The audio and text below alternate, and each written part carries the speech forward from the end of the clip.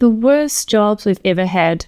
Now, all of us have to work for a living. Well, vast majority of us have to work, unfortunately, to pay the bills. They're not paid for us. So it's likely that you've had some jobs that you've really enjoyed and some jobs that you've really hated.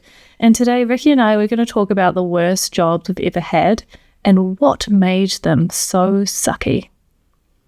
So let's start with you, Ricky. I'm going to ask you a question and I want you to answer it honestly. Yeah. What's the worst job you've The worst job I've ever had? The worst sucky job I've ever had? What's the suckiest, shittest, most awful, dreadful job you've ever had and why? We've all had a couple of crappy, sucky, shitty jobs, haven't we? But there's one that yourself. There's one that comes to mind, and it was more along the lines of the actual job itself is really cool. I really enjoyed or wanted to do the job itself, but just the thing that made it sucky for me was the fact there was no support in it. You know, so it was a leadership role, looking after a whole company. You know, number one in charge, or 2RC, second to the owner sort of thing. And the expectation that I was going to come in and do all this great stuff was awesome, but I started lower down the food chain. So I expected some assistance, some guidance as I moved up. Absolutely nothing. It was sink or swim. And did you sink or did you swim? I treaded water for quite a long time. You doggy paddled. You're like, help, I'm just hanging with my head above water and drowning, please help me. Yeah, I mean, the team was supportive, but what I really needed was support from the owner, because that was something I'd never done before, you know, and there's areas that I wasn't aware of that I had to keep it on. Anyway, without getting into nitty gritty, that would have been the suckiest, poorest, crappiest job I ever had. And it wasn't because I didn't like the job, it was that I was essentially set up to fail. And that's the way I like to look at it. I was set up to fail. But, shining light, everything that I took away from that was how not to run a business and how not to support people and how not to do things. And sometimes learning how not to do things is way more valuable than learning how to do things. I know. So I've definitely learned a lot from that. And I'm grateful I took that job because as much of it was a pain point for me. Yeah, you had some dark days, didn't you? I had some very dark days. Getting home from work, just contemplating life, wondering what the heck you were doing. Yeah, bottle after bottle of whiskey. There were a few whiskies, that's for sure. But no, led me to such a great career path now. Like since I left that place, I moved on to another role. Within a year, I moved to a leadership role, and within a year after that, I've moved into another higher up position. So I definitely think that I took my learnings and I learned that nothing can break me. And if I want to achieve something, I'm determined and I'll get there. But that was my sucky, shitty, poor job. It wasn't the actual job itself, but it was the owner of the company. Yeah, I don't know if you understood the assignment. The assignment was the worst jobs that you've had, and he's telling me that is a good job, but it was just management. Well, that's the thing, right? Oftentimes, the jobs themselves don't suck, but if leadership does, then it makes you hate your job. You can have the best job in the world, but if you have the worst manager, you're not going to have a good time, are you? 100%. People never apply for a job they don't want to do, right? So it's not the job that sucks. It's a certain aspect of that job that they dislike. True, yeah. It could be, you know, the admin side or something you don't enjoy out of the role, but you've applied for that job typically because you can see yourself doing it and enjoying it. Correct. Yeah. I'm not going to go apply for a job that involves reading books. I hate reading books. Or just reading in general. Yeah. Basic life skills. What about you? You must have had a job that was suckerson. The worst job I've ever had.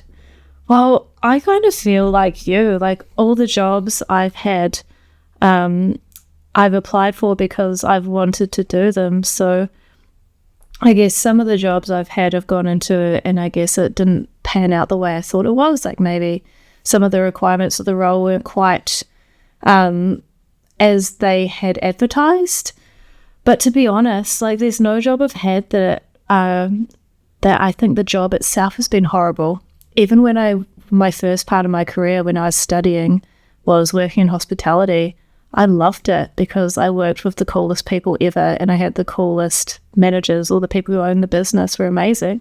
And so I had the best time ever, and it was a real laugh, and I enjoyed going to work every day, even though I had to work my Saturday nights were sacrificed.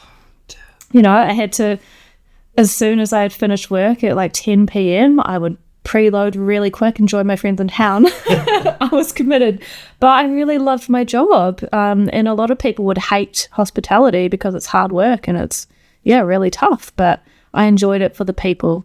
And when I look back in the jobs that I have really struggled in, it's always been due to bad leadership or no strategy or no clear direction. I know I need clarity of direction and I need strategy, and to be really clear as to what the business wants to achieve, but also not just what the business wants to achieve, that they've really thought through how they're going to get there. I think is key. It's like, we want to make $1 million.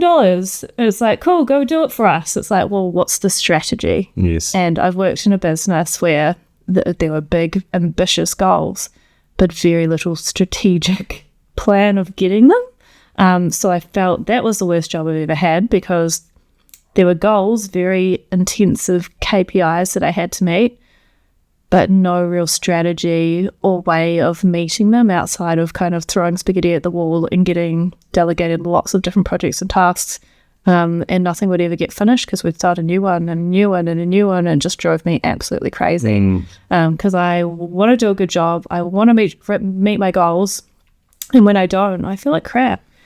But it's made me realize that sometimes things are actually not achievable. Like sometimes a leader or a manager is going to give you goals and they're just going to be like, here you go, make it happen. But actually, are they really realistic? And is that actually achievable?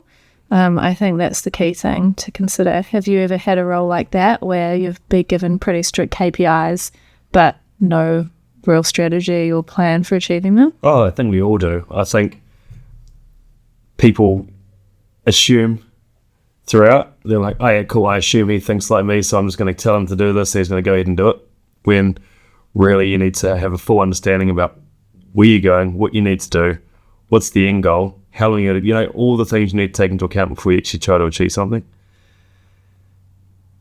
But it sounds like you, before we go back onto me, it sounds like you had only aspects of jobs that you disliked. It was never actually a whole job that you disliked. It was only certain aspects of it. Not at all. Like when I look at my first job out of university, I was so excited because it was the first job that I got that it was what I studied for. I studied English literature, media studies. I know you're going to think, what a stupid fucking degree that was.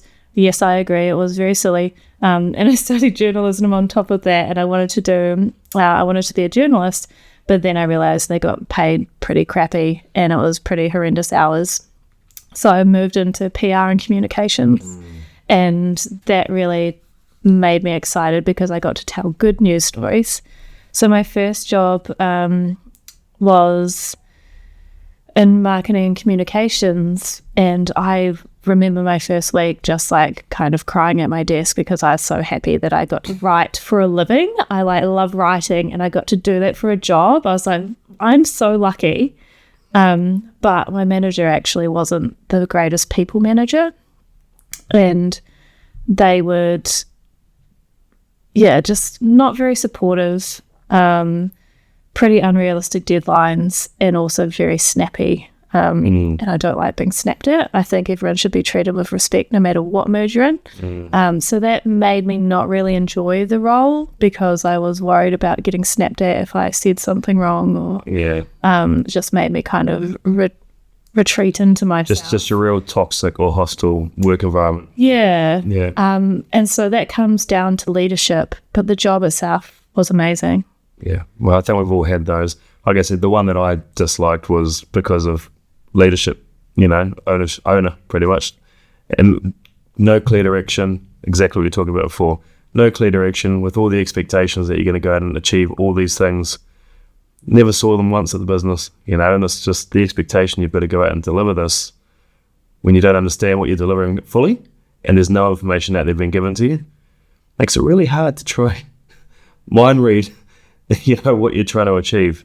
And I think that's the biggest thing that makes people disengage from their roles, as if you have people managers who aren't doing their job particularly well, not managing people effectively. If you don't have a clear strategy and direction, it's like people need to be rowing in the same direction. Yes. And know what they're doing has meaning and purpose and counts towards the bigger picture.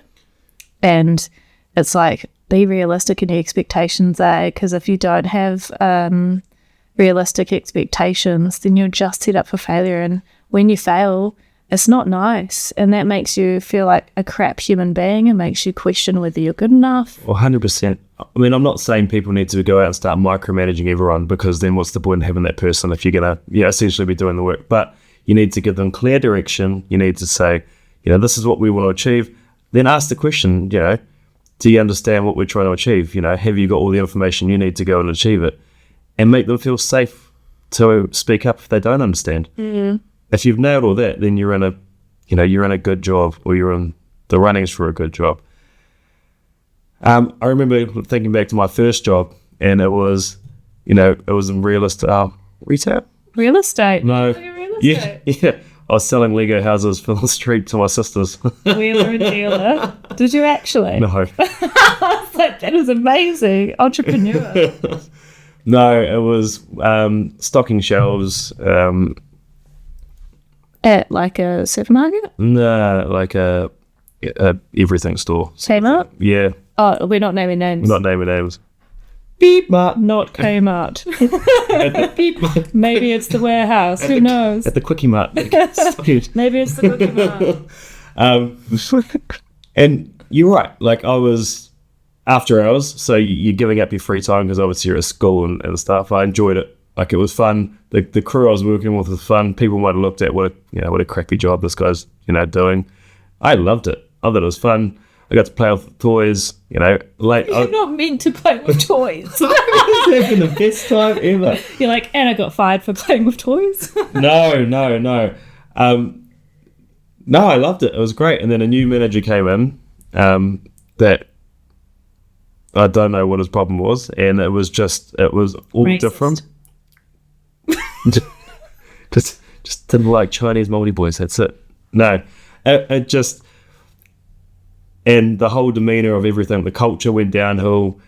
Everyone started being a lot more. The whole thing changed from becoming like, we were still getting work done. Don't get me wrong, like having fun and achieving what we needed to achieve for the day. But just when that came in, there was a big shift, and it's like everyone was too scared to even say hello to the person next to them stocking shelves, or you know what I mean. The work culture very quickly went down, and that very quickly became a job I did not want to do anymore. Mm-hmm. And it's not because I was embarrassed of the job, I didn't like the job. It was because that culture aspect that I thoroughly enjoyed in my first job had died and taken a very big turn. So wow, I've just like had an epiphany. I've had a What am I trying to say? What's that word look like? Excuse me, dictionary. How do I say this? Epiphany. Epiphany. Yes. Had one of those. Did it hit you hard? It hit me hard, like ton of bricks. No, I'm okay. But it, like, literally, there's no such thing as a shit job. There's just shit leaders, eh? Yep, it's either shit leaders or shit culture, So yeah, but leaders also have a big influence on the culture. Like, as you said, new person came in, culture turned to shit. I take my foot out my mouth and put it back on the ground, because you're right, that new leader came in and the culture turned to shit. So wow. Gosh, you heard it here first, guys. There's no such thing as a bad job, just bad management or leadership. You could have the most mind-numbing job in the world, but still enjoy it for the culture and the people. And if your leadership is amazing. So when we start hiring people for Kee-Sue Creative, we're going to make sure that the culture's up here. It will be, because it's us. And we're fun. Yeah. And we like people. We do. Hey, we're going to plug Kee-Sue Creative. I know we're not supposed to be naming names, but that's a good news story. Kee-Sue Creative is a great company to work for. It has no employees whatsoever. But produces excellent products. Yes. Okay. That's not the time or the place. But anyway, I think we started with a question. What are the worst jobs we've ever had? We finished with an answer.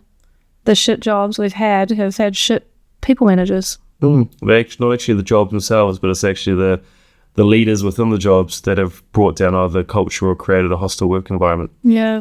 Maybe we need to go out there and we need to get worse jobs than we have. Maybe we haven't had it tough enough. I've had some pretty, what people would think about as bad jobs, but, like I said before, if you're applying for it, you want that job for some aspect or another. So it's always one aspect of the job you hate. It's not the job itself. Guys, epiphany. Again, two of them in one. No, it's the same one. I'm like, guys, there's no such thing as a bad job, just bad leadership and bad culture. Yes, agreed. Mic drop. Don't drop the mic, it's expensive. I'm not going to drop the mic. You said mic drop.